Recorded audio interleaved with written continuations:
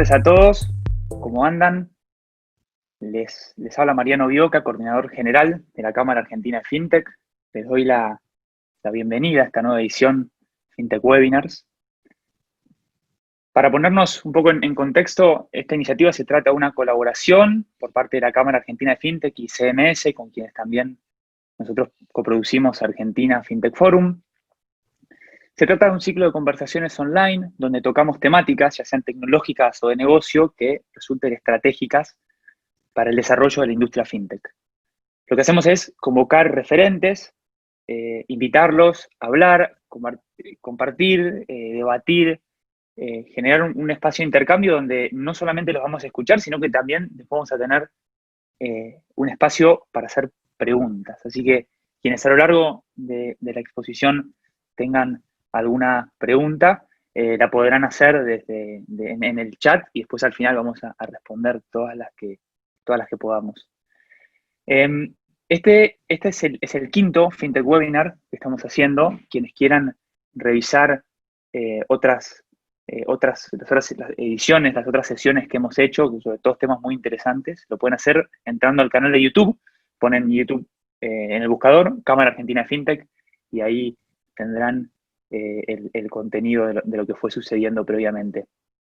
Esta iniciativa sucede en gran parte gracias a los sponsors que nos acompañan.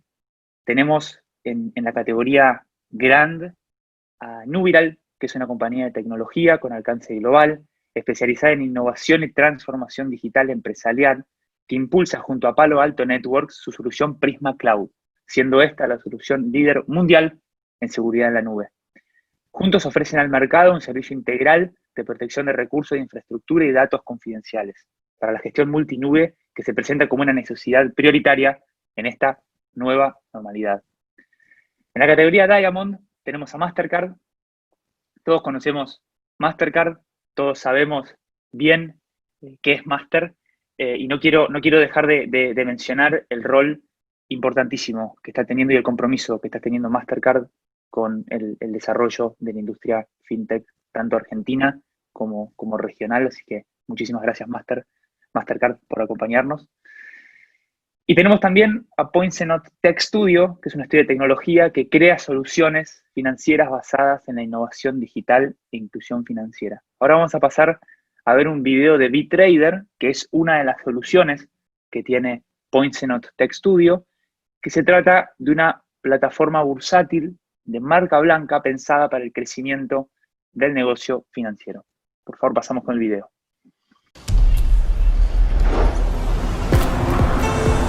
La tecnología genera nuevos modos de conectarnos y crea oportunidades de negocios para los que se adaptan con mayor velocidad. BitTrader es la plataforma bursátil digital que permite a tus clientes operar cuando quieran, desde el dispositivo que prefieran, de manera ágil y segura, adecuándose constantemente a la normativa regulatoria y al día con los últimos avances en seguridad informática. BitTrader garantiza la confiabilidad que tu empresa necesita. Nuestra plataforma se personaliza con el estilo y estética de tu empresa, potenciando el reconocimiento de tu marca y la comunicación con tus clientes. Aumenta la eficiencia y reducí costos operativos. BitTrader es tecnología en finanzas al alcance de las personas, porque nos movemos a velocidad digital, conectando generaciones en tiempo real. BitTrader, hay tecnología, acelera tu negocio. Bueno, muchísimas gracias a los sponsors que nos acompañan y nos ayudan a hacer realidad esta iniciativa. También aprovecho y los invito a quienes quieran a seguir a la Cámara Argentina FinTech en las distintas redes. Nos buscan en Instagram, Twitter, LinkedIn, Facebook, y ponen Cámara Argentina FinTech y podrán seguir las distintas novedades. Bueno, pasando a la temática que nos convoca hoy, en lo que va de esta iniciativa de conversaciones online, de intercambios online con referentes, hemos hecho en algunos casos abordajes que fueron más específicos por modelo de negocio, por vertical, ¿no? Siempre ya me habrán escuchado alguna vez decir que La industria fintech es diversa, que tiene muchos verticales, tenemos empresas de crédito, de pagos, de inversiones, de criptoactivos, de financiamiento colectivo, de seguros. Y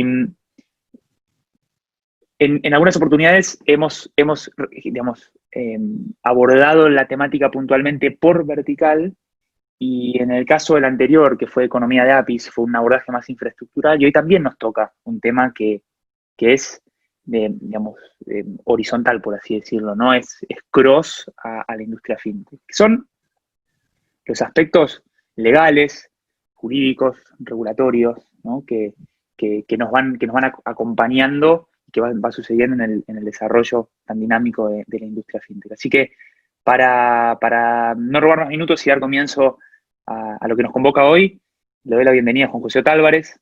Él es socio de Cornul Abad Otálvarez. Juanjo, buenas tardes, ¿cómo estás? Mariano, ¿cómo va? ¿Todo bien? Bien, bien, muy bien. Bienvenido. Ya te paso el micrófono para que des la bienvenida y la presentación de los espectaculares speakers que nos acompañan hoy. Y bueno, aprovecho también para agradecerte acompañarnos y moderar este espacio. Así que ya te paso la posta. Bienvenido y gracias.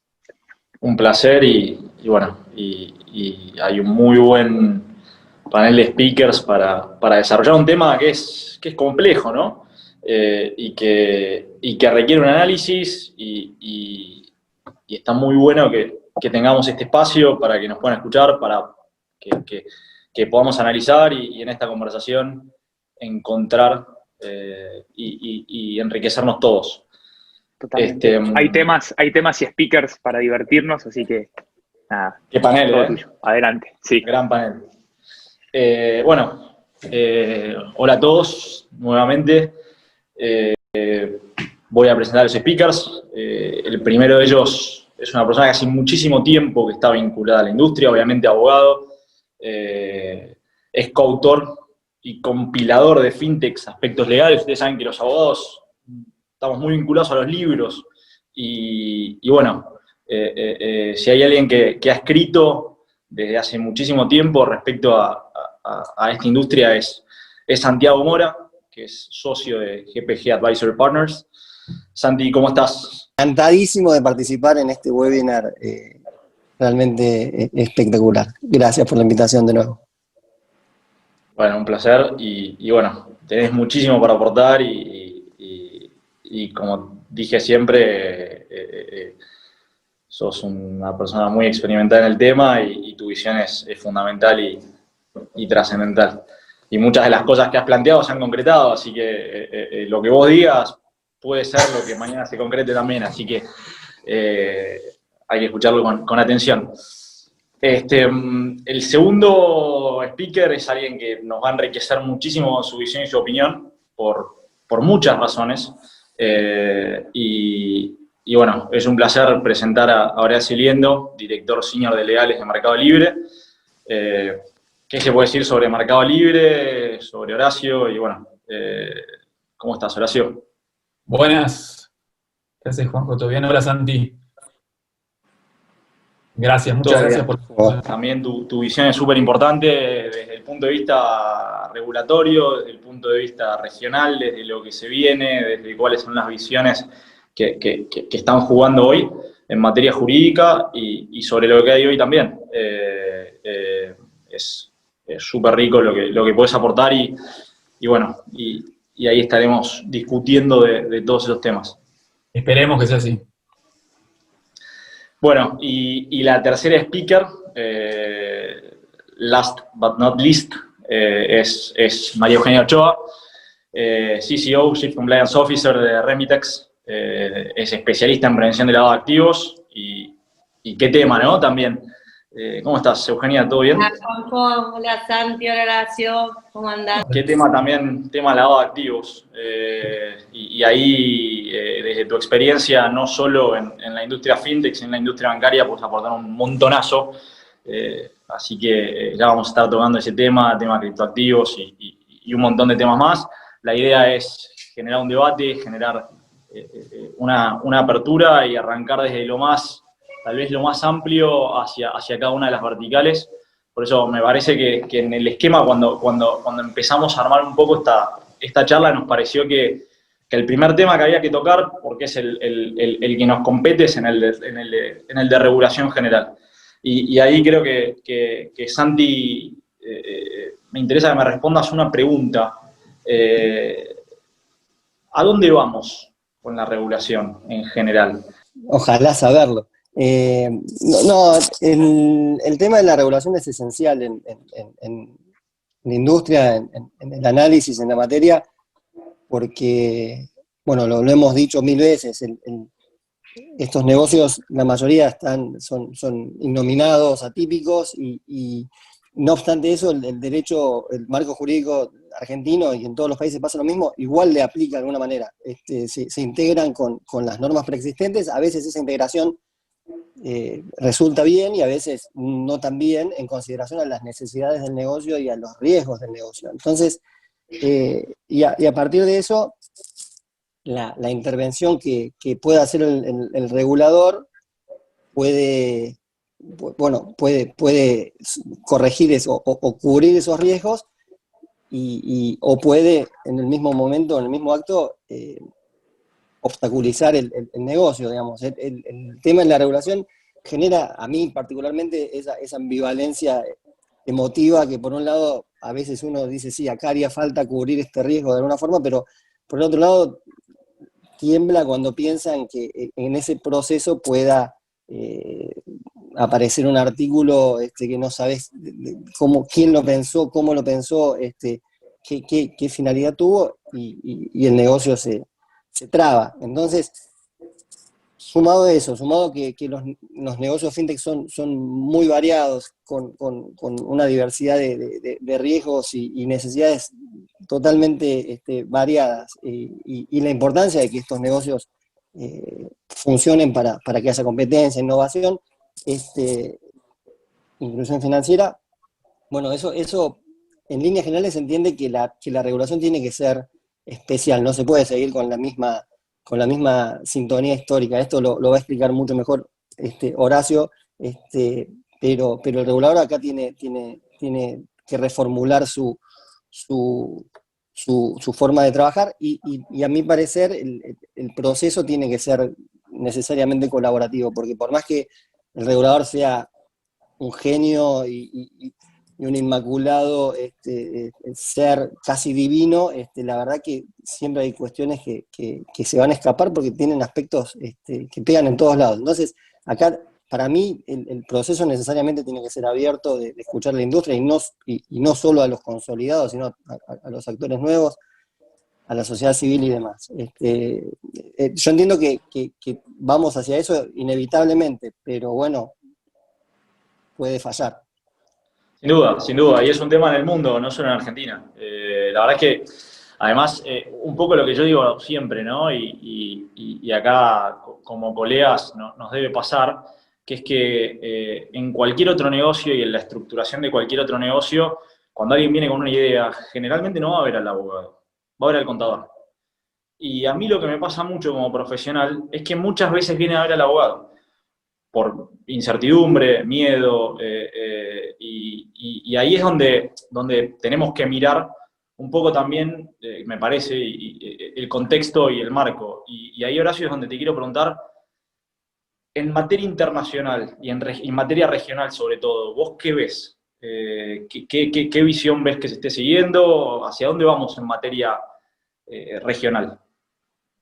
Creo que está pasando algo parecido en todos lados en términos de eventos, y las reacciones de los reguladores no son las mismas. Pero lo que me está pasando de verlo, yo miro bastante más esta región que el resto, digamos, lo que es Sudamérica o Latinoamérica, incluyendo México, veo mucho más eso que Europa o Estados Unidos, que son países más desarrollados donde la penetración financiera por ahí del mercado tradicional es más grande. Lo interesante de este mercado, el mercado latinoamericano, es que es un mercado que necesita mucho de la inclusión financiera, y que precisamente por esa razón la tecnología y las compañías fintech aparecieron como a cubrir una demanda que estaba insatisfecha, y eso genera obviamente reacciones distintas en los reguladores. Creo que, a ver, volviendo un poco sobre lo que decía Santi, me parece que es el hilo conductor de lo que está pasando en toda la región. La regulación financiera siempre tendió a ser reactiva. Es decir, la regulación financiera, si queremos dividirla en dos grandes mundos, el mundo de los bancos y el mundo del mercado de capitales, siempre fue una regulación que intentó evitar problemas. Es decir, ni los bancos ni el mercado de capitales requirieron una regulación para nacer.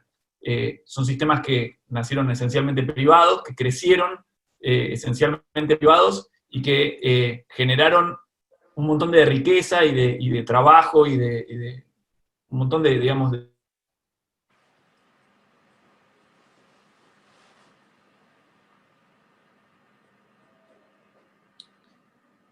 Creo que ahí, a ver, creo que lo perdimos a Horacio, ¿no? Sí. Bueno, ahí vamos a seguir retomando un poco, pero una de las cosas sobre las cuales creo que es importante también, de alguna manera, tener en cuenta es lo que está pasando en Argentina y cómo, en este caso, a través de distintos organismos, el Banco Central, la AFIP, fueron tomando algunas cartas a los efectos de regular, de tratar de ir marcando el camino, y esto lo vimos muy acrecentado en los últimos años, los últimos 2 años, por ejemplo, y ahí hubo mucho también en prevención de lavado de activos. Ahí, Eugenia, ¿vos qué opinas de eso? ¿Cómo lo ves?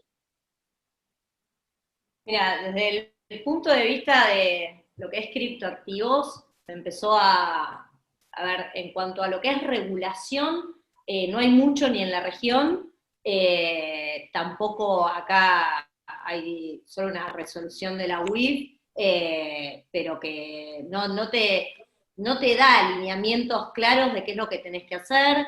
En la región en sí, en lo que son países de Sudamérica, tenemos, por ejemplo, no sé, el ejemplo de en Uruguay no se reguló absolutamente nada. En lo que es Brasil se empezó a hacer un poco de regulación más que nada por el lado fiscal, se empezaron a poner regímenes informativos, pero no hay ninguna regulación específica en lo que tiene que ver con criptoactivos. Ahora, yo el año pasado integré la mesa de criptoactivos de la CNB, presentamos a fin de año un proyecto como para que en Argentina se empezara a hablar de algún tipo de regulación, más que nada para empezar a cuidar también al inversor, a los nuevos inversores de criptoactivos que no tenían mucho conocimiento previo ni siquiera sobre otro tipo de inversiones más tradicionales, y se empezaron, o sea, pasamos como unos lineamientos básicos para que las empresas pudieran empezar a seguir, y para cuidar más que nada al inversor, porque realmente en el día a día, con lo que es criptoactivos, se ven un montón de cosas. Si querés después hacemos foco. Sí, después de eso va a haber muchísimo para hablar. Y regulación en sí no hay nada. No, hay poco y vago, pero ves cómo se van moviendo y ves cómo de alguna manera van hilando cada vez más fino. Coincidís conmigo ahí que hay una mirada cada vez más de poner el foco. Todos lo están mirando, todos están esperando a ver qué hace el otro. De a poco se empiezan a mover y empiezan a preguntar. Algunos ya empiezan a decir, bueno, y si empezamos con un registro básico, pero no, sí, se está moviendo. Yo lo veo también mucho en la justicia, que cada vez veo más funcionarios judiciales y gente vinculada a la justicia, al Poder Judicial, interesada en todo lo que es criptoactivos, porque obviamente les van llegando temas, les van llegando cuestiones y es necesario y fundamental que obviamente muchísimos comprenden, saben lo que es, y bueno, y muchos otros, fruto de esos temas, van sintiendo la necesidad de empezar a vincularse con el ecosistema. Ahí volvió Horacio, nos estabas contando respecto a cómo ves la región en materia regulatoria y bueno, y todo lo que vos estás vinculado en la región y ahí te perdimos. Dale, termino el concepto. Ahora rápido porque tengo miedo de caerme de nuevo. No, lo que les decía es, los reguladores financieros tienen una dinámica bastante clara, que es, hay una crisis, regulo, aprieto, el sistema se resiente un poquito, crece un poquito menos, y seguimos hacia adelante. Si veo que voy bien, suelto un poco, pero después, si hay alguna otra crisis, vuelvo a regular. Y es un sistema que está pensado, como decía Santi recién, para evitar riesgos. Es decir, yo lo que quiero es que no haya problemas. Que no haya problemas ni con la plata, en el caso de dinero electrónico, por ejemplo, que no haya problema con los pagos, que no haya fraudes, que no haya, digamos, ninguna crisis en la cual la gente pierda plata, que es el problema de los reguladores financieros. El tema que tenemos hoy es que la tecnología permite un montón de cosas. Hay obviamente estándares de seguridad que hay que mantener, pero por el otro lado hay una demanda insatisfecha enorme en términos de inclusión financiera. Entonces el regulador está tironeado de no, tengo que evitar riesgos, pero por otro lado tengo que hacer crecer esto, tengo que hacer crecer los pagos digitales, tengo que bajar los pagos en efectivo. Hay un montón, creo que todos conocemos las externalidades positivas de bajar el uso de efectivo. Entonces los reguladores lo entienden, están en una crisis interna de personalidad. Yo estoy acostumbrado al látigo y ahora tengo que empezar a usar zanahorias y generar incentivos, y eso se va moviendo a distintas velocidades, y los reguladores de la región lo van sintiendo de distinta manera y se van aflojando o convirtiendo en distintas instancias. Por ejemplo, Brasil está muy adelantado. Brasil está muy adelantado, se abrazó la tecnología, yo creo que regulan muy en detalle, pero el concepto lo tienen muy claro. La regulación de Brasil en términos de pagos interoperables entra en vigencia en noviembre. La primera fase de Open Banking entra en vigencia también en noviembre. Tienen todo un sistema que ellos llaman traba de recibibles, que es básicamente la posibilidad de embargar los cupones de tarjeta online, y también arranca a fines de este año. México, por el otro lado, viene un poco atrás. Tiene la ley FinTech ya hace unos años, creo que en 2014, y todavía no logró autorizar las primeras ISPES, que son las empresas que pueden administrar dinero electrónico allá. La regulación es tremendamente detallada y están todavía peleando las disposiciones secundarias. Digamos, mi sensación es que los reguladores se van a ir acomodando a medida que empiezan a andar, y esto está empezando ahora, así que vamos a ver la historia en vivo. Eso es importante, y creo que acá los temas legales van a jugar un papel preponderante en el crecimiento, en el desarrollo y en todo lo que tenga que ver con eso. Y ahí es donde me parece que es casi una obligación, ya saliendo del marco jurídico en general y entrando más un poquito en detalle, entrar a esta regulación de PCP. Y hablar un poquito y dar nuestras sensaciones. Yo creo que es importante que tengamos en cuenta, tanto asesorando a nuestros clientes como colegas, de los riesgos de no estar inscripto, de no estar debidamente inscripto, de cómo aplicar la normativa correctamente y el proceso también, porque muchas veces uno pondera riesgos contra proceso. Y ahí es donde Santi, ¿vos qué opinás? ¿Cómo lo ves?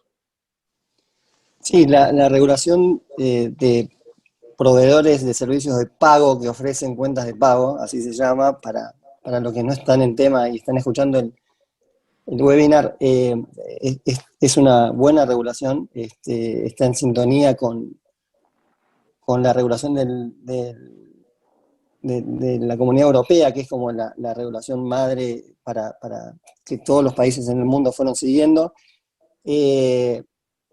Solo lamento, si tengo que decir algo, es que no haya tenido realmente un proceso de esos abiertos que mencionaba yo antes, que hubiese más participación, por el hecho de que hay alguna oscuridad que todavía, si bien se fueron corrigiendo porque hubo una asociación de comunicaciones, hay algo que todavía podría estar más claro, pero no es una regulación distorsiva para nada, es razonable. Para resumirla en 3-4 puntitos, bueno, primero sobre quién cae, quiénes son estos proveedores de servicios de pago que ofrecen cuentas de pago. Es básicamente lo que hablábamos antes de dinero electrónico, emisores de dinero electrónico, que para abrirlo un poco más o explicarlo un poco más, estamos hablando de los sistemas electrónicos de prepago, que pueden ser las tarjetas, incluso la SUBE, pero la Ualá, las PayPal, todos los esquemas de pago donde uno carga dinero primero. Pero bueno, hay alguna oscuridad, como decía, al punto tal de que hay autores recontra sólidos que hablan de que esto podría aplicar también a los exchanges y a los proveedores de billetera, porque Sí, hay por la algunas... amplitud. Yo creo que no, pero bueno, es parte de esto que estamos hablando. Las obligaciones, para rápidamente resumirlas, es uno, lo que decías vos, de inscribirte en un registro. Otra es la obligación de reembolso, que eso es una obligación hiper recontra razonable, al punto tal de que, de hecho, yo entiendo que ya existía antes, aunque no estuviese regulado, fuese un sistema típico, la integración del Código Civil y Comercial, obligación de rendir cuentas, Sí, custodia, etcétera. buena fe, toda la naturaleza jurídica, toda la forma de interpretar este negocio ya te llevaba a eso, y de hecho todos los sistemas ya reembolsaban cuando el usuario se quería ir, o incluso antes. Después otra obligación, la de mantener los fondos de las cuentas separados en cuentas bancarias denominadas en pesos, en bancos argentinos, a la vista. Eso está en sintonía completamente con la normativa europea.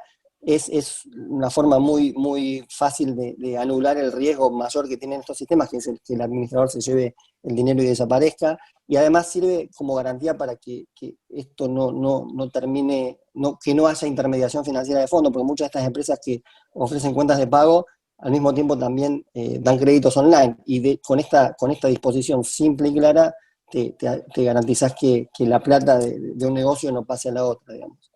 Claro.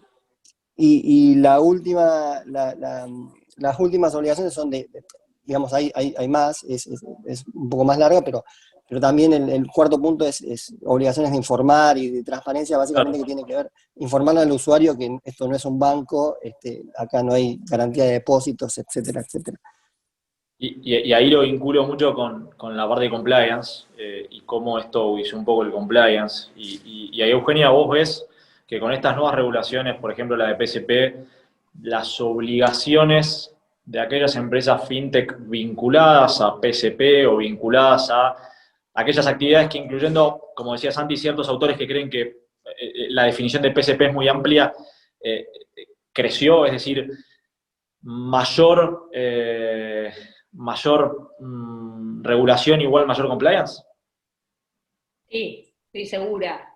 Estoy segura que, a ver, cuando vos te autorregulás, generás que en realidad vos seguís tus propios lineamientos. Cuando estás regulado, tenés un montón de exigencias, y junto con esas exigencias, el 90% de los casos tiene compliance atrás. Sí. Excelente. Sí, es que sí, yo coincido con tu visión, y creo que también el compliance se relaciona mucho con el tamaño, ¿no?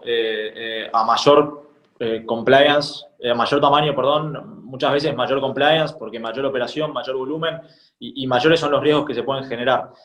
Y bueno, y esto, a ver, me da pie también para pasar a otra vertical, porque venimos bien de tiempos, que es la vertical del crédito.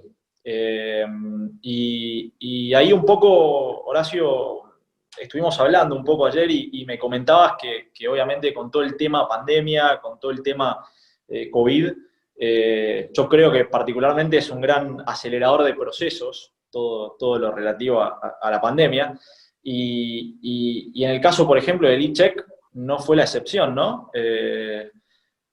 ¿Cómo lo viste eso? Los números que vimos la semana pasada, que estuvimos ahí investigando, eran, habría que chequearlo, alguno que cuando salga el informe de pagos del Central el próximo, pero según los datos que estuvimos viendo, aproximadamente el 48% de los cheques que se emiten hoy ya son e-checks, lo que es, la verdad, un nivel de adopción tremendo. Es un producto que en origen, el e-check tiene una historia bastante larga. Santi tiene un artículo muy bueno en su libro, creo que está en el tomo 1. Es más, hay 2 artículos, Santi, sobre e-check. Uno, pero que se complementa con otros. Gracias, Perfecto. Horacio, después te pago el marketing. No pasa nada, después arreglamos, en bitcoins. Y hace mucho tiempo que se está tratando de resolver ese problema, el problema de permitir que la tecnología ayude en este caso, un instrumento en particular que tiene un uso muy, muy diseminado en Argentina, no es tan común que se usen cheques de pago diferido para resolver situaciones comerciales. Es medio particular de la Argentina. Y este instrumento, la verdad que en términos de tecnología resolvía muchos problemas.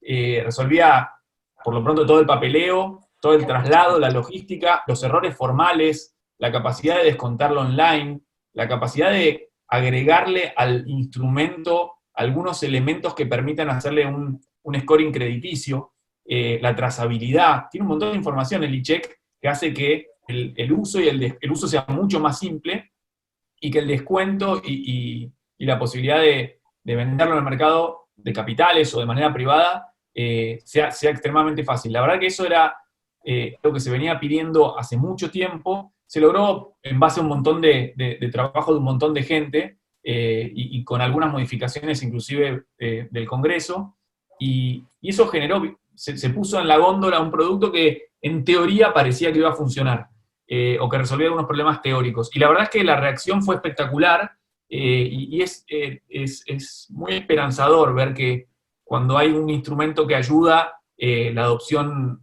aumenta rápidamente y se solucionan problemas y se puede seguir progresando y avanzando.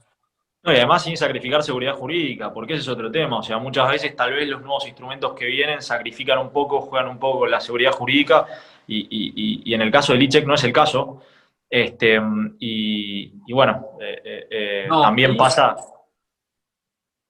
Perdón, Juanjo, en el caso del Sí, no, e-check, no. el centro de la discusión estaba en la firma. Es decir, el e-check ahora se pudo solucionar porque se le sacó el requisito estricto que tenía de firma digital, que venía de la ley de firma digital, pero después se mantuvo en la reforma del código del 2015.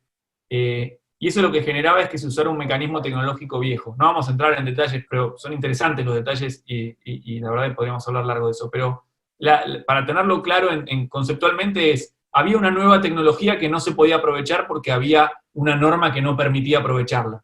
Y ahí lo único que se hizo fue sacarse el prejuicio de la cabeza y pensar que la única tecnología posible y buena era la tecnología anterior. Yo siempre decía lo mismo, que es el primer tipo que recibió un cheque, creo que el primer cheque es del 1600 y pi, 1670. El primer tipo que recibió el cheque y tuvo que entregar una vaca contra un papelito firmado, también tenía un tecnológico. Decía, ¿esto cómo voy a hacer para cobrarlo? ¿Dónde está mi bolsa de oro? Y ese problema tecnológico se solucionó con el tiempo y se empieza a usar y se avanza, y las trabas tecnológicas también hay que aprender a resolverlas desde la regulación, obviamente con cuidado, pero hay que hacerlo. Es obligación de los reguladores hacerlo. No, y además, seguramente el tipo que una vez que entregó la vaca y fue en aquel momento a la plaza, fue al banco y cobró el cheque, nunca más volvió a comerciar de otra manera. Entonces, todo parecería indicar que de a poco el cheque tradicional, el cheque en formato papel, yo quiero pensar que quien redactó un e-check por primera vez durante la pandemia le va a costar volver al papel. Y ni hablar cuando obligado vuelva al papel y el cheque se lo reboten por un defecto formal o algo por el estilo. Y ahí es donde se ven las verdaderas bondades de estos instrumentos. En relación al pagaré digital también, Santi, te quiero preguntar. Y esto tiene mucho que ver con la industria del lending, ¿no? Porque hoy nos encontramos, aquellos que se dedican a otorgar préstamos y por, bueno, regulaciones que no fueron beneficiosas para el crecimiento, a mi criterio jurídico y personal, con una inseguridad jurídica en torno al afianzamiento de esos créditos, porque ya sabíamos desde antes que no hay forma, aquellas empresas fintech que se dedican al lending no tienen forma de afianzar esos créditos y tener un título ejecutivo para poder cobrarlos en caso de mora, lo que los pone en una situación bastante débil. Y se habían encontrado ciertos mecanismos que funcionaban muy bien, pero bueno, lamentablemente esos mecanismos ya no se encuentran más dentro de la mesa, y volvimos a un estado anterior, y bueno, y vos hace tiempo venís hablando del pagaré digital.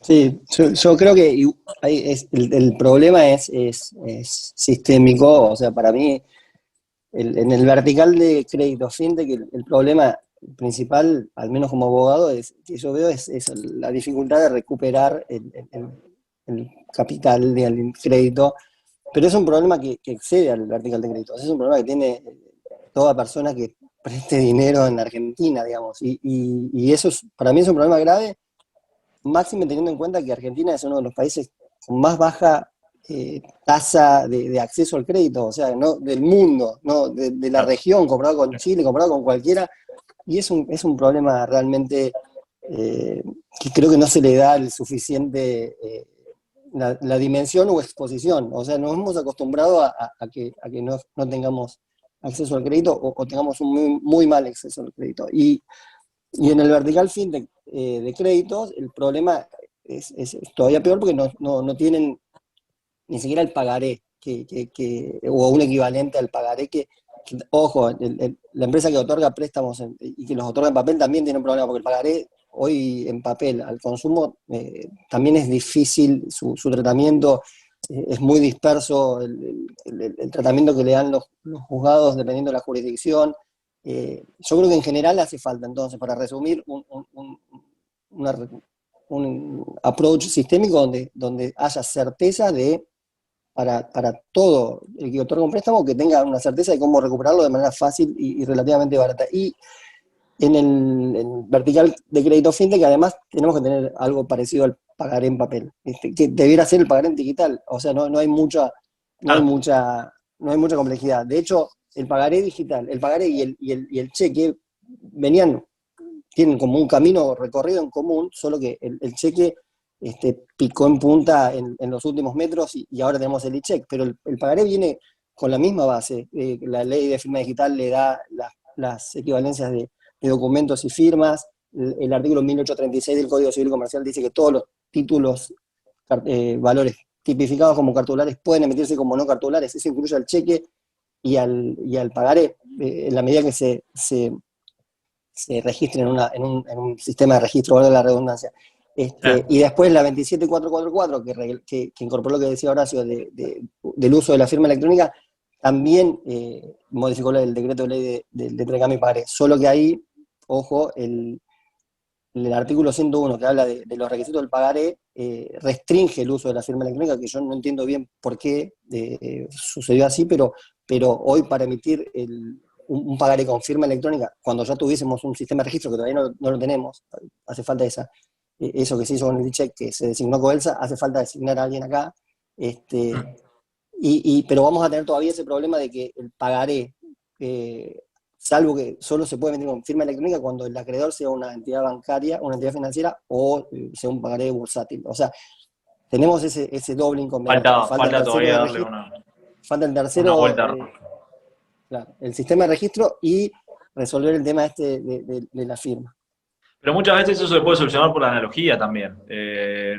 Parte de nuestra profesión asesorando a este tipo de empresas muchas veces se resuelve por analogía, por ver qué es lo que se hizo, por ejemplo, tomar la base de la legislación en cuanto a pagaré y algo muy similar a lo que vos decías del tema del cheque y el e-check. En definitiva, los principios son los mismos, los títulos de crédito son los mismos y un poco cambiar la cabeza y ver que hay vida después del papel. Y un poco eso es confianza. Es confianza en el sistema, es confianza en varios puntos. Y Eugenia, yo te pregunto, ¿cómo ves el lending en materia cripto? Qué pregunta, ¿no? Te dejé un poco pedaleando en el aire. ¿Cómo lo ves en materia de desarrollo futuro? En el mundo se está haciendo. Digamos, qué ves respecto al compliance, a entender a quién uno le está prestando, a qué forma de instrumentarlo. Mirá, desde el lado del compliance, o sea, vos podés buscar distintas alternativas, podés a ver,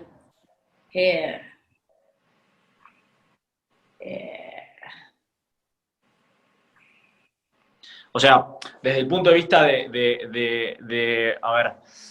de regulatorio, hoy no hay ningún límite para hacerlo, ¿no? ¿O sí? No, entiendo que no.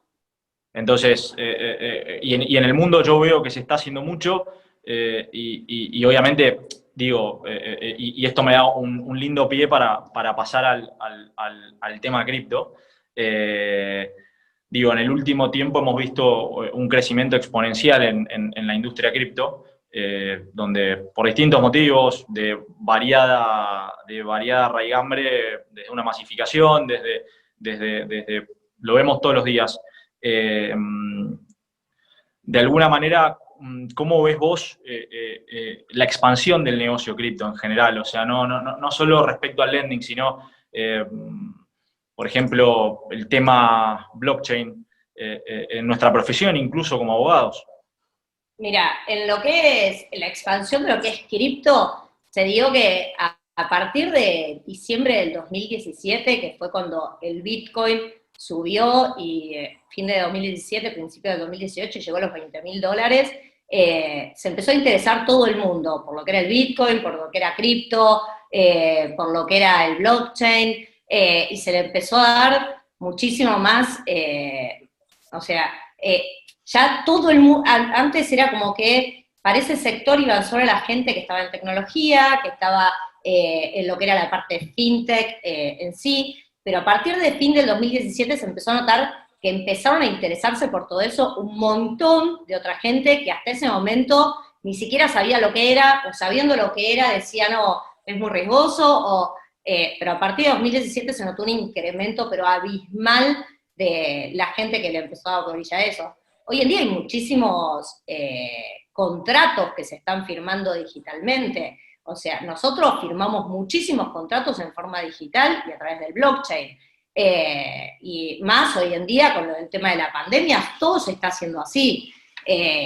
Así que por ese lado le veo un futuro enorme. Perfecto, perfecto. Y bueno, y ahí lo podemos enlazar con el tema anterior respecto a buscarle una salida a la parte de securitizar los préstamos. Blockchain puede ser una solución tal vez, eso el tiempo muchas veces lo dirá, y obviamente tenemos las trabas regulatorias que mencionaba Santi antes. Eugenia, antes nos contabas también del proyecto en CNB sí, que se presentó. Básicamente, ¿cuál era el objetivo de ese proyecto de ley? Que se empezara a armar algún tipo de regulación que sin matar el negocio le pudiera dar más seguridad más que nada al inversor. Vos te das cuenta que hoy en día hay mucha gente que invierte sin medir el riesgo de lo que está haciendo. A ver, ejemplos de todos los días. Una persona compra bitcoins porque los ve baratos y no entiende el por qué está comprando un bitcoin barato y que tiene mucha diferencia con otro exchange o con otro proveedor de servicios activos virtuales. ¿Y qué es lo que pasa? Vos cuando compras un bitcoin, nosotros tenemos sistemas de monitoreo que lo que hacen es ver desde dónde viene el bitcoin, por todos los lugares donde pasó, si hubo una billetera denunciada, si no. Tenemos sistemas de monitoreo en bitcoins que te hacen ver, tienen score, que te hace ver qué tipo de riesgo tiene esa criptomoneda que te está llegando al exchange. Muchísima gente. Eso en el mundo, o sea, pueden ver la trayectoria del Bitcoin en el mundo. La trazabilidad completa, ilimitada en la cantidad de saltos, de todo. ¿Qué es lo que pasa? La gente lo compra muchas veces barato, sin saber que los Bitcoins que le están vendiendo antes estuvieron o en dark web, o en sitios de ciberdelincuencia, porque hay sistemas de monitoreo que justamente hasta trazan todas esas billeteras por las que pasaron, y todos los bitcoins que fueron pasando. Entonces, ves todo el historial. O sea, pasa que la gente te manda bitcoins y se generan alertas de riesgo. ¿Por qué? Porque los exchanges o las plataformas que te pueden llegar a vender bitcoins baratos, el 90% no tienen controles. Entonces, lo que hoy en día no se da cuenta la gente es a ver qué control puede llegar a tener uno y qué control puede llegar a tener otro.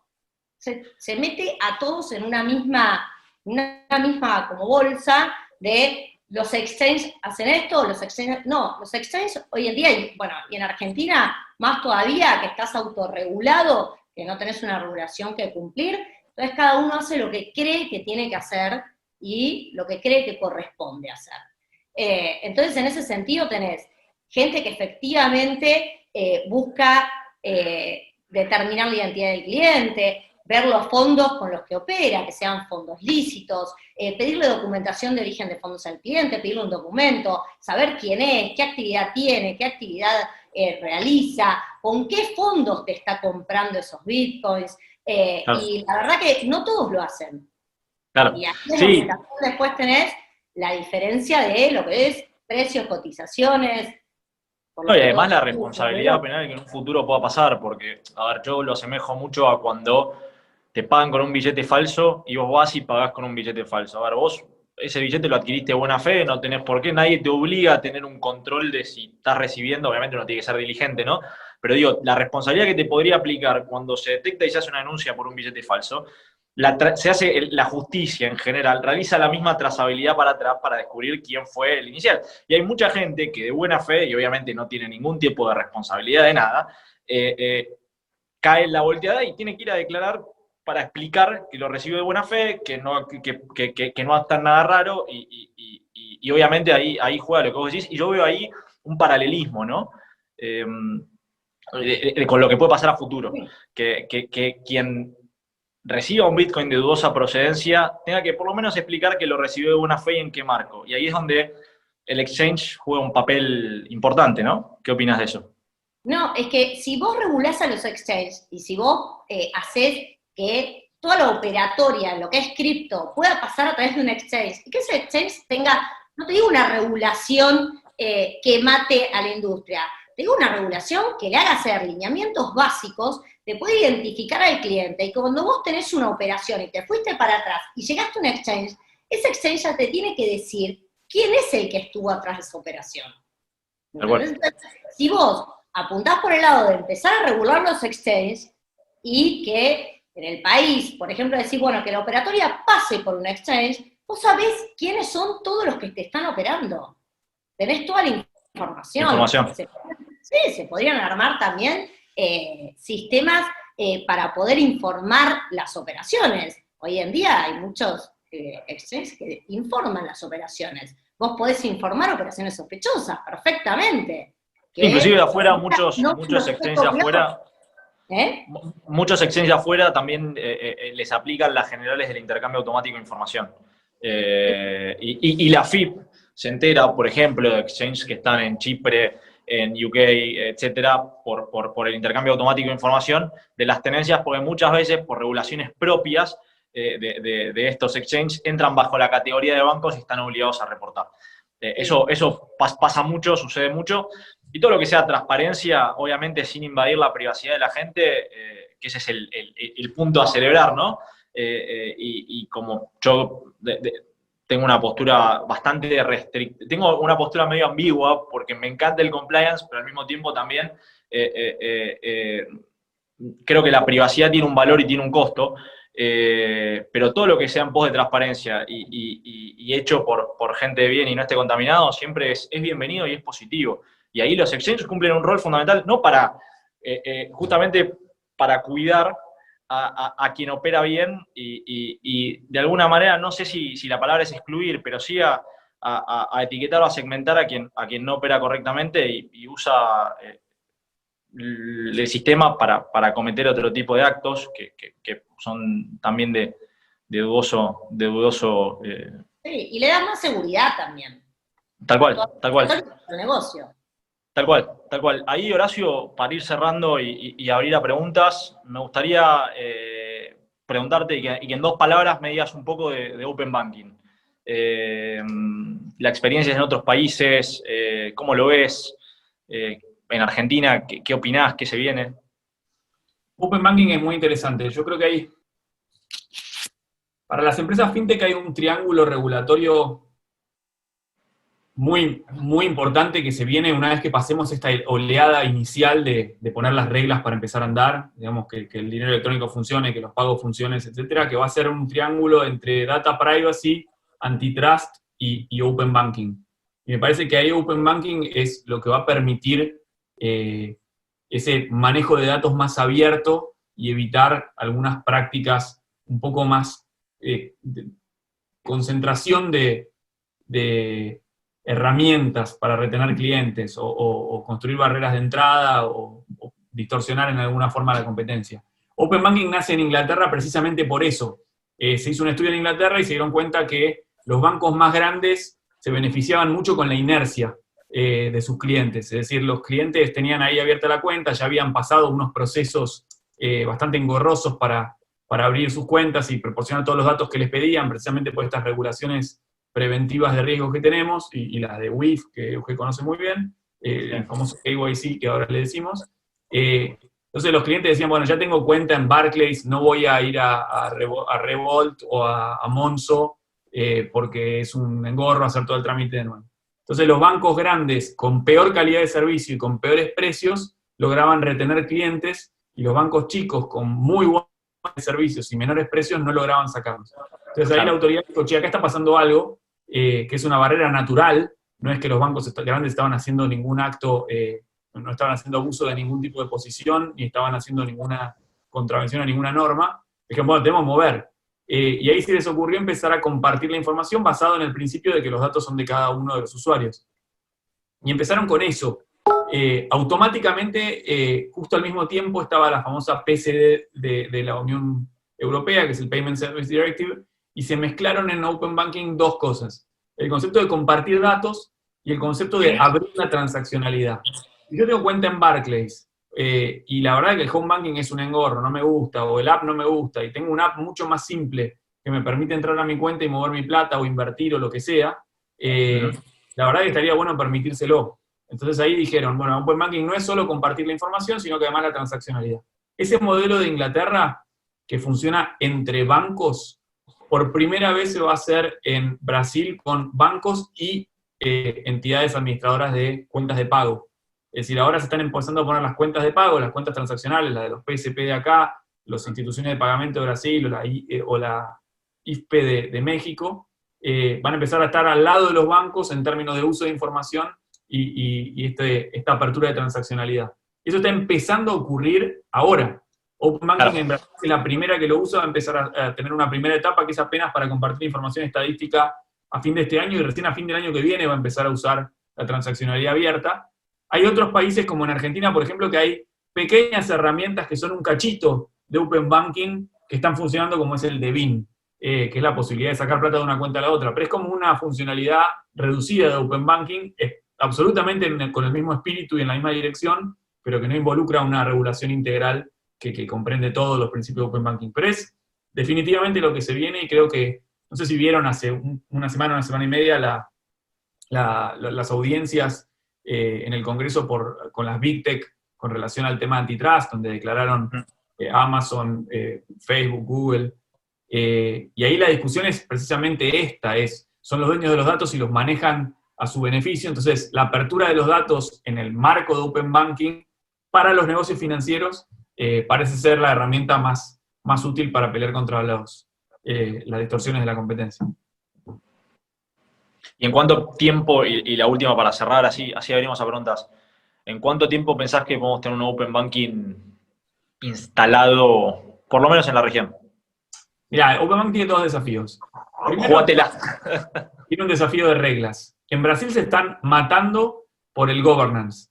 El Open Banking tiene una regla base, y después las reglas chiquitas, que es decir, ¿viste? El diablo está en los detalles, y cómo son las APIs, y cómo son las aprobaciones, y cuánta información le tengo que dar, y hasta dónde va. Creo que básicamente las grandes discusiones son cómo autorizo, o cómo autoriza a mi cliente que le saquen los datos, y a mí que no me vengan a buscar después, porque yo le di los datos de Santi a un proveedor que me lo prestó, que me dijo que Santi lo había autorizado. La discusión de la autorización es central. Después, ¿cuánta información doy? Yo voy a la información de Santi, pero no la información que yo produje con relación a la información que conseguí de Santi. Tampoco cómo la parametrizo. Digamos, todos esos debates, que son debates chiquitos pero fundamentales, están en el caso de Brasil, igual que en Inglaterra, en un governance mixto privado-público. Entonces ahora la discusión es quiénes integran ese board y cómo se debaten esos temas. Y yo creo que como tiene una incidencia política muy grande digamos, en el devenir económico de todas las compañías, eso va a tomar un tiempo. El cronograma de Brasil es muy claro.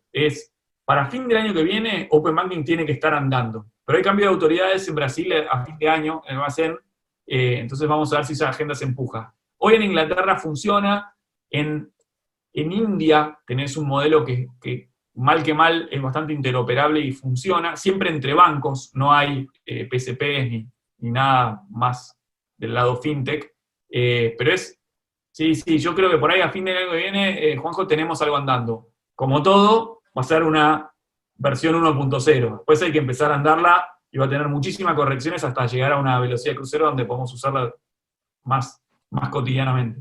Ah, pero bienvenido. Bueno, en Argentina Devin anda, digamos. Se usó Sí, mucho sí. basado en un concepto de Open Banking que es interesante, que fue cuando fue la apertura de plazos fijos, es decir, el plazo fijo 50, vos lo podías hacer con el sistema de Devin, y funcionó. Sí. Y de hecho sirvió muchísimo para generar competencia y un arbitraje de tasas. Con lo que hay algunas herramientas que por ahí aisladas pueden salir. Chile está a punto, sacó una ley de portabilidad financiera ahora, y está a punto de sacar una ley de Open Banking, que está ahí al filo, ya hay algunos proyectos, y en México también está el proyecto de Open Banking. Con lo Sí, que de va a hecho venir- también en su momento se había hecho con el dólar también, el tema de los plazos fijos y poder ver en qué banco ofrecía la mejor cotización. Bueno, creo que piden pista las preguntas y seguramente haya varias que estoy viendo acá, que las hay, así que Marian. Bueno, antes que nada, muchas gracias a todos. La verdad que rico intercambio. Y si hay una cosa que a mí me parece fantástico es entender el rol y la vinculación que hay entre la innovación que se va dando del lado tecnológico y después cómo se va emparando, cómo se va acompañando, ¿no? con la situación regulatoria / legal, ¿no? Y cómo se va dando esos avances y tire y afloje y cómo todo va yendo para adelante. Así que les agradezco muchísimo a todos por lo interesante que estuvo el intercambio de hoy. Voy a hacer algunas preguntas. Hay un montón de preguntas, así que vamos a ir. Algunas son puntuales, pero me parece que vale la pena, aunque sea una respuesta breve, vale mucho la pena que las abordemos. Hay muchas personas preguntando si los PSPs son sujetos obligados, ¿no? Esa es una pregunta que está recurrente. No sé si alguno la quiere decir. Yo justo hoy estuve hablando con una persona de ese tema, así que algo tengo en la cabeza, pero los quiero dejar a ustedes que son los que saben. Así que, ¿quién la quiere agarrar? Si los PSP son sujetos obligados ante WIF. Si quieren, les digo. El tema es así. Hay la 76 de la WIF creo que es 2019. Sí, es 2019. Lo que establece es, hay dos resoluciones anteriores de la WIF que son de la nueva oleada, que son la 30 de entidades financieras y la de mercado de capitales, que es la 100 algo, nunca me acuerdo el número. Eso fue 2017, hubo un año y medio, y a partir del 2019 tenemos la 76, que regulaba antiguamente lo que se llamaban los operadores de tarjeta. Los operadores de tarjeta es una definición que no está en ningún lado, que no está en la ley de tarjeta. Entonces ahí había que hacer una interpretación medio amplia de qué es lo que necesitábamos entender por eso. Y se definieron dos tipos de clientes a los efectos de, obviamente, conocimiento del cliente y debida diligencia, que son los tarjetavientes de tarjetas prepagas, o sea, los PSP que emiten tarjetas prepagas con respecto a sus tarjetavientes son sujetos obligados, y después los comercios a los cuales se le prestan soluciones de cobro, con lo que los comercios adheridos que operan tarjeta prepaga, o sea, que reciben pagos con alguno de los instrumentos que están establecidos en la 76, también son clientes sobre los cuales hay que hacer las tareas de WIF, y con respecto a los cuales son sujetos obligados. Entonces, para definirlo, las que tienen dinero en cuenta, pero no, los PSP que tienen dinero en cuenta, pero no tienen tarjetas prepagas, con relación a los que no tienen tarjetas prepagas, hoy no son sujetos obligados, y sí son con relación a los que tienen tarjetas prepagas y con relación a los comercios que adhieren para cobrar con tarjetas, con alguno de los regímenes de tarjeta. Muchas gracias. Ahora, acá tenemos una pregunta teledirigida para Santi. ¿Cómo ves la regulación? ¿Cómo ves la regulación, Santiago, de crowdfunding en Argentina? ¿Qué agregarías? ¿Qué liberarías? ¿Qué tocarías en base a lo actual? Si querés, Santi, aunque vamos a hacer breve la respuesta, si querés comentar rápidamente cómo... Ese crowdfunding. Sí, no, más que el crowdfunding, que también lo podemos explicar, es cómo se gestó, ¿no? la regulación Sí. específica sobre crowdfunding, que creo que es interesante que lo sepamos, pues es una regulación bastante puntual. Sí, hay un grupo de negocios fintech en el vertical de créditos que es de financiamiento colectivo, que tiene la particularidad que el financiado es uno y del lado de los que están financiando son muchos, son una multitud, un crowd. Hay distintos tipos de financiamiento colectivo dependiendo de qué da a cambio el financiado. El financiado puede no dar nada a cambio, es financiamiento colectivo de donación. Puede dar a cambio una recompensa, un bien, un producto, puede devolver el préstamo y dar interés y pagar intereses, o puede dar una participación societaria. Son 4 tipos grandes de crowdfunding o financiamiento colectivo. Cada uno tiene como un marco jurídico distinto de fondo, porque cuando no das nada a cambio es como una donación, cuando das algo es como una compraventa. De los 4 tipos, el que estaba más expuesto o más en problemas regulatorios era el que dabas a cambio una participación societaria, porque lo que estabas haciendo ahí era como que estabas ofreciendo al público títulos valores o valores negociables. Entonces, eso necesitaba estar de alguna forma regulado para que se pudiera hacer, porque si no tenía una regulación especial y vos lo hacías de todas formas, caías en la ley de mercado de capital. Entonces, con la ley de fomento al capital emprendedor, no me acuerdo bien cómo era el nombre, se incorporó la SA, se incorporó distintas cuestiones, incorporaban esta figura que en realidad modificaba la ley de mercado de capitales, incorporaba como un régimen específico, supuestamente más flexible, más liviano para el financiamiento colectivo de equity, o sea, que dabas a cambio participación societaria. Esa regulación estaba primero en la ley, y después la CNB reguló, y la verdad que con el diario del lunes pareciera que esa regulación terminó siendo como no tan liviana como se quiso que fuera, porque la realidad es que no sé si al día de hoy hay alguna plataforma que haya podido, creo que hay 1 o 2 inscriptas desde hace poco, pero no terminó siendo, no terminó cumpliendo el objetivo que se quería tener, que era el promover este tipo de negocios. Entonces sí, y además los montos, había unos montos máximos, mínimos que estaban en pesos y quedaron desactualizados. O sea, el régimen pide a gritos una reforma para ajustarlo o hacerlo más light. Muchas gracias, Santiago. Ya tenemos otra que puede ir más para el lado de Eugenia y Juan José. Dice que recientemente en Estados Unidos se autorizó a las entidades bancarias a custodiar criptomonedas. ¿Es posible que esto mismo suceda en Argentina? Esa es una primera pregunta. Y después, si ven alguna ventaja o desventaja en que los bancos empiecen a operar con criptomonedas. ¿Cuál es su visión al respecto? Si querés contesto yo. Mira, del lado de la custodia, nosotros dentro del proyecto que presentamos a la CNB, establecíamos que pudiera también los bancos hacer custodia, que la custodia pudiera caer en el inversor, que la custodia lo pudiera hacer una plataforma o un exchange, o que aún los bancos también pudieran llegar a hacer custodia. O sea, no importa, en realidad no hay que dejarla limitada o al inversor o al exchange. Perfectamente, eso te va a dar una ventaja después en lo que van a ser los costos, en las comisiones, te van a tener que prestar mejor servicio, pero bueno, hay que ver qué deciden.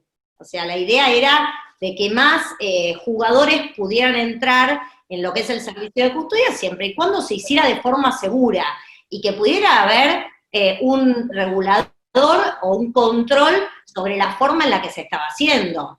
Que también se aseguraran que lo que te estaban custodiando efectivamente estaba, o sea, que lo que están custodiando de criptoactivos lo tengan. Claro. Sí, yo coincido con la visión de Eugenia, o sea, a ver, lo que pasó en Estados Unidos fue algo un poco que va en contra de lo que la gente en general en Estados Unidos pensaba. Entonces fue una regulación que a mi criterio fue sorpresiva, porque en Estados Unidos no es un país amigable en líneas generales con lo cripto. Y justo ayer lo hablábamos, ¿no? Un poco de que, a ver, es difícil hacer un análisis porque tiene un alto contenido político, pero al mismo tiempo también, si uno ve distintos sistemas de gobierno, distintos países, en Singapur se utiliza cripto, en Venezuela se utiliza cripto, en muchos países del mundo se utiliza cripto, por lo tanto, es lo que se viene y en algún momento los bancos seguramente quieran hacerse de eso y ofrecer servicios nuevos y puede pasar, sin duda que puede pasar. Y si pasó en Estados Unidos, puede pasar acá tranquilamente. Muchas gracias. Acá estoy viendo, hay bastantes preguntas referidas al negocio de crédito, fintech y a lo referido al recupero, ¿no? Voy a leer una puntual que escribe Maximiliano, pero hay muchas al respecto.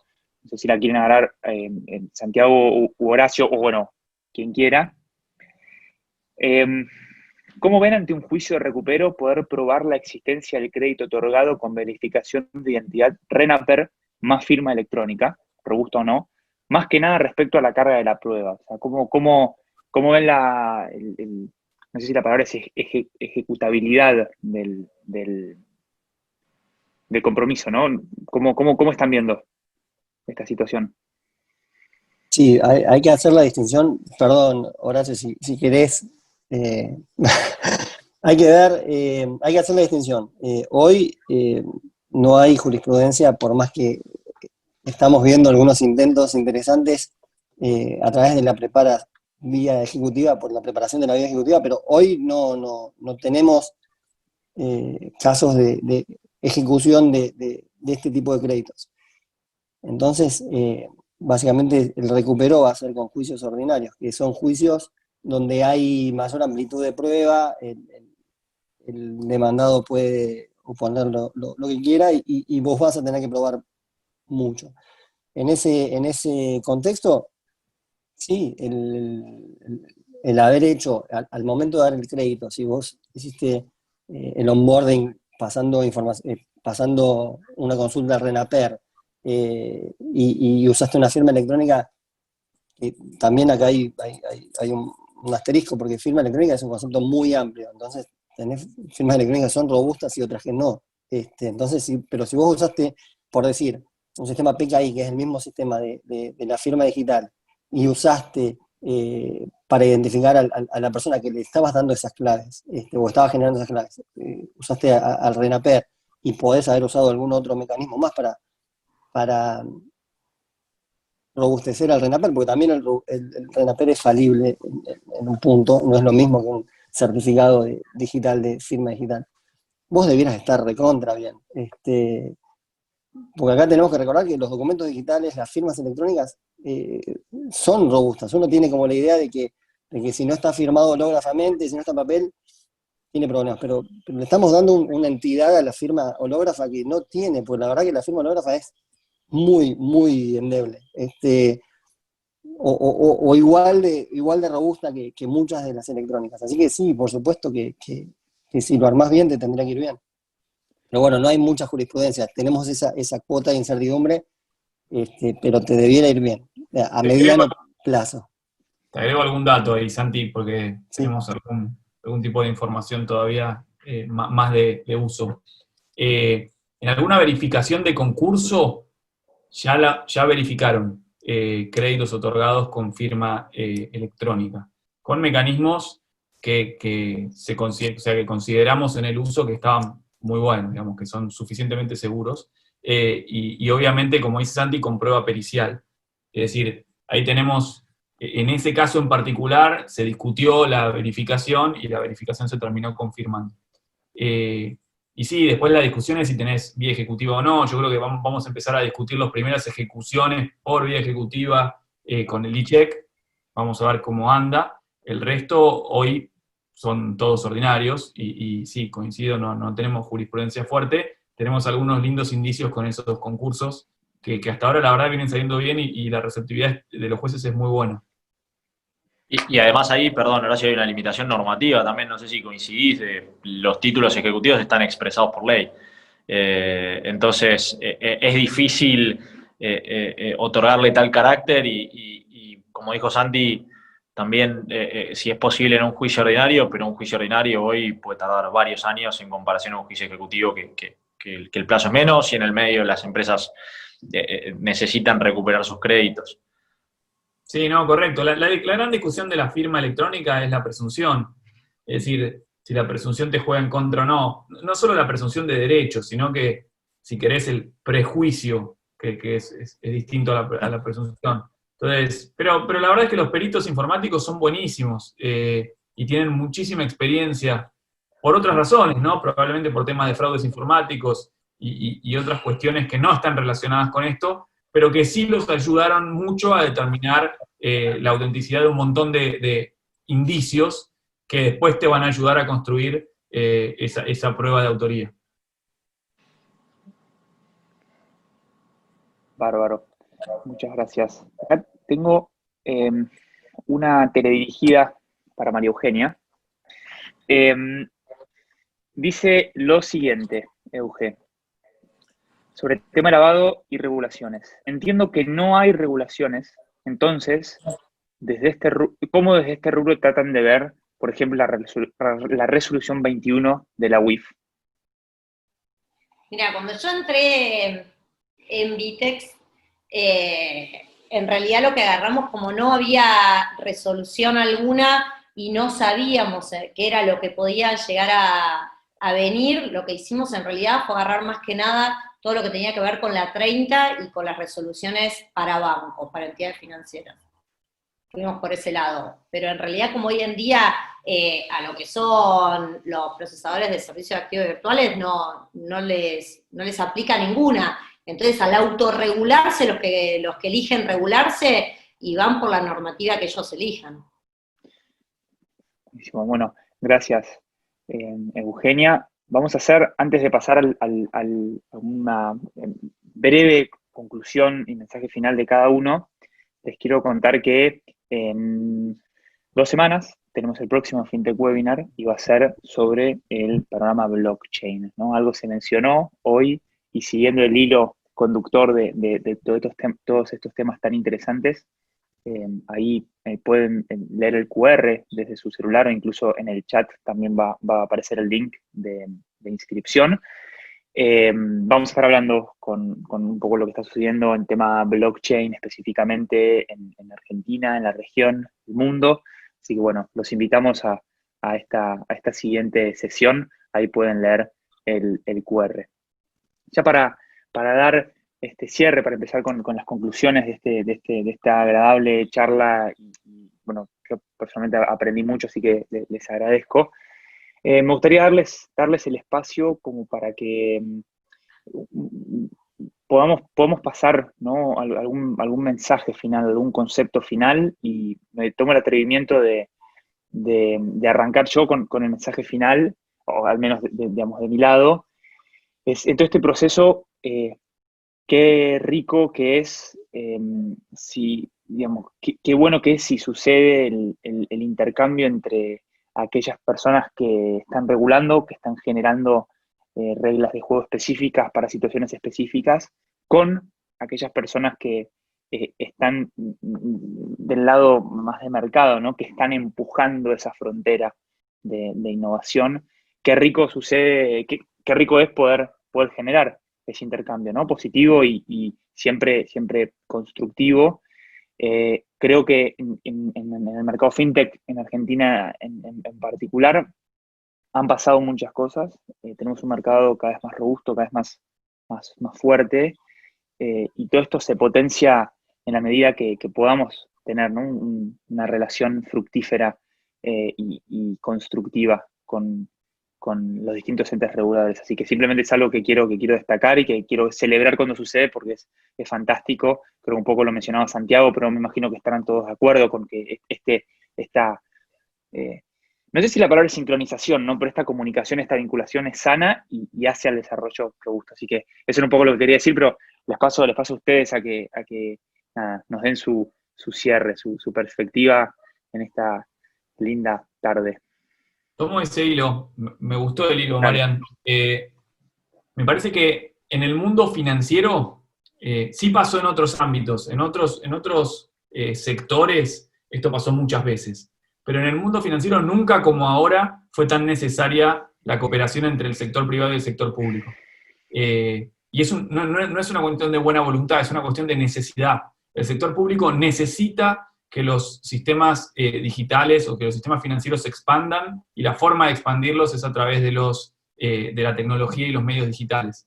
Y como necesita que eso suceda, pero que no sabe cómo tiene que hacer para que suceda, tiene que dialogar para entender cómo funciona y para entender cuáles son los puntos de riesgo sobre los cuales tiene que cuidar a la población. Entonces, eso se podía hacer en el mundo financiero antes en una relación un poquito más antagónica. Es decir, ustedes quieren hacer plata, yo quiero cuidar a la gente, y eso generaba una pica que funcionaba como control por oposición y que llegaba a algún equilibrio. Más pro negocio, menos pro negocio, más pro economía, menos pro economía, más pro mercado, más regulado. Pero había un juego. Ahora ese juego ya no funciona más, el regulador no puede jugar de antagonista y tiene que estar ahí hombro con hombro tratando de entender cómo es el negocio para funcionar en un sistema mucho más complejo, de aliado y controlante al mismo tiempo. Con lo que el desafío para los reguladores es enorme. Y creo que la forma de ayudarlos es con un diálogo honesto. Creo que del lado del sector privado hay que tratar de no ir a las reuniones con los reguladores tratando de obtener ventajas particulares o específicas. Creo que hay que ir con un espíritu de construcción, porque con el espíritu de construcción terminamos beneficiándonos todos. Ese me parece que es un lindo mensaje para pasar. En la línea tuya, Manu. ¿Quién se anima a seguir? Venimos bien con las conclusiones.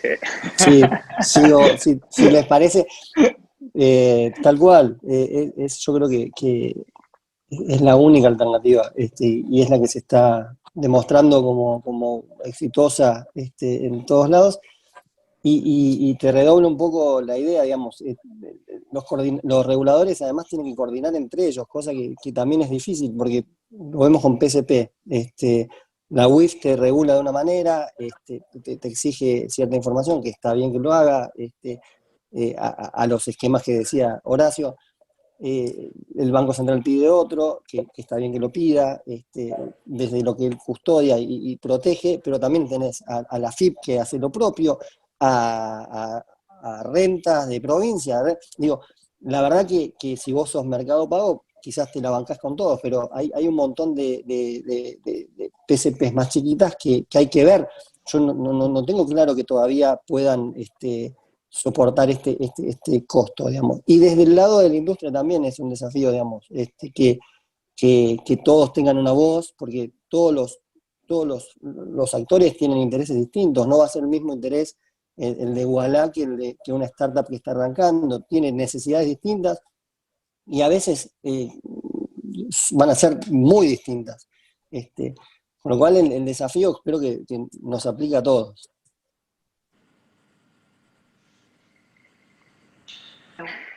Digo, la verdad que me parece que el diálogo entre el sector público y el sector privado es fundamental para que las cosas puedan salir y bien, porque el sector privado es el que después en el día a día puede ayudar también al sector público. La verdad que fue el año pasado cuando estuvimos en la mesa de innovación de la CNB, la verdad que fue, pero muy positivo. Una lástima que realmente no llegáramos, pero se podía ver de los dos lados qué veía uno y qué veía el otro. Y muchas veces, quizá la visión del regulador es totalmente distinta a lo que en la práctica sucede. O sea, muchas veces no saben, en lo que es el negocio de cripto, muchas veces quizá pasa con los reguladores, pasa con juzgados, pasa con fiscalías, pasa con un montón de gente que realmente no saben efectivamente todo lo que se puede saber, todo lo que se puede controlar, todo lo que se puede aportar desde el lado privado y haciendo algo positivo para todos. Gracias. Tal cual, tal cual. Yo recojo un poco el guante de todos y ¿quién no quiere seguridad jurídica? ¿Quién no quiere saber que lo que está haciendo, más allá de que, y no caer en la falsa o verdadera premisa de que todo lo que no está expresamente prohibido está permitido? A nadie le gusta guiarse por esa premisa, todos queremos reglas de juego claras y eso es fundamental para el desarrollo, es fundamental para el crecimiento de una empresa y todos queremos un marco jurídico y el mundo lo pide y la industria lo pide, entonces tiene que estar todo dado y tiene que haber buena voluntad y obviamente de todos lados y acercarse al regulador como privados, estar cerca del regulador y básicamente eso. Esos son los sistemas que en el mundo han funcionado. Bueno, nuevamente, muchísimas gracias a todos. Fue un genuino placer escucharlos, aprender con ustedes.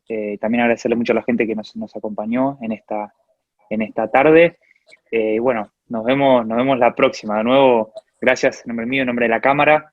Celebro estos espacios de intercambio, de poder hacer preguntas, de poder emitir opiniones, ¿no? Y al menos tratar de vislumbrar qué tenemos de acá hacia adelante. Que reitero, en la industria fintech argentina se está haciendo mucho, estamos con un posicionamiento cada vez más fuerte a nivel regional y por qué no a nivel mundial, y qué lindo fue también poderlo analizar desde la perspectiva jurídica. Así que, Juanjo, Euge, Santi, Horacio, les agradezco muchísimo por habernos acompañado esta tarde, aprendimos mucho, y bueno, nos vemos la próxima.